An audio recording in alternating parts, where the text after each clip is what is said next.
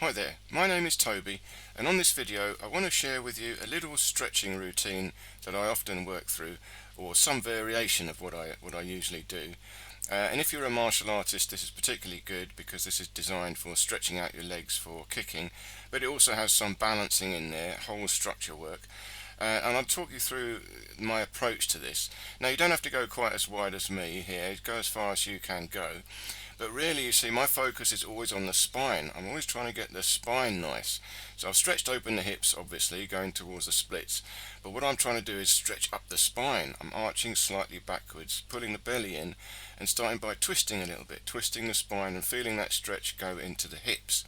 So I can actually do the splits. I haven't quite achieved it here in this video, but I don't push myself too hard. So if I warm up properly, or I've got a lot of chi, then I can actually go down into the splits when I feel it. But I don't push myself too hard, and it's important. You don't need to push yourself too hard. It should feel good, it should feel nice, and you gradually work your way up. You see, the focus of this is internal. I've got to feel right inside my hip joints. You see, I can really feel the stretch in my hips. I'm trying to stretch my hips out behind. I'm also projecting the bottom backwards, arching backwards a little bit. This activates the psoas muscle. And now when I turn to the side, I've got to feel it right from the back of the hip through the lower back and hold the belly in. So I could actually hold the belly in a bit tighter. Looking at the video now there, I could pull my belly in a bit tighter than I am. But at least hold it in to a certain degree. And then this is, of course, the butterfly stretch. Pull the feet in, hold them tight, and gently loosen up the knees. But still, I'm trying to keep a nice straight spine, project the hips backwards. I'm sitting on the sit bones. I'm always working the psoas muscle, trying to feel the psoas muscle, the lever, this muscle that levers the hips, the upper thigh to the belly like this. And now going into the squat. But again, in the squat, it's a stretch. I'm stretching open the hips, stretching open the ankles. Now keep one side into the squat and stretch out the other leg. Again, do as far as you can do. You just play with this. Again, this is for martial artists, so it's a bit more advanced to give you some ideas of different stretches you could do. And now what I'm doing is alternating between the half squat in one leg and rising up onto the ball of the foot. So this is a bit like the half samurai squat. So I'm balancing. The heel goes onto the sit bone. Very important. Get the alignment of the heel and the sit bone together. And then I'm just balancing. And again, concentrating on trying to hold a nice straight spine. And as I move across left to right, again, feeling the stretch, the backwards projection of the hips. This is the key. The lower down you go, the more you've got to feel that your hip joint is projecting backwards. Like the leg bone, the thigh bone is projecting in the pelvis. You feel a real strong stretch right into the hips. And again there, up and down, up into the half samurai squat, and then down into the half full squat. But again, just trying to feel the balance and the control from the hip joint. The spine and the arms are just there to balance. But again there, now you see I'm really trying to open up the spine, trying to stretch up the spine, stretch up the rib cage. And now this is a white crane stretching, so again it's like white crane kung fu. But the arms, again, are incidental. It's really the spine and the rib cage. You're opening up the rib cage, and if you can do that nicely, then the arm stretches out nicely.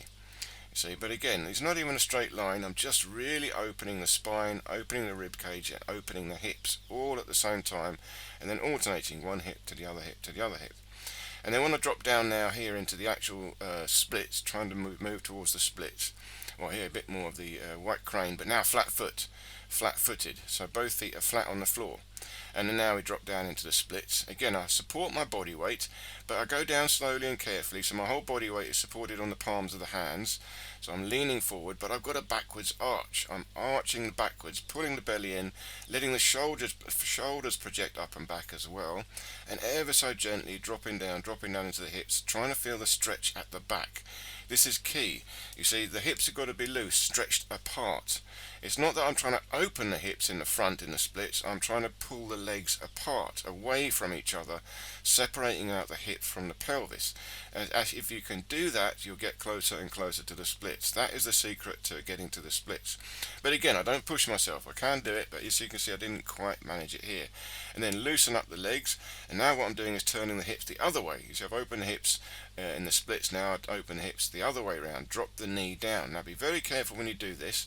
Don't twist the knee. It's all got to be the hip. I'm controlling from the hip joint.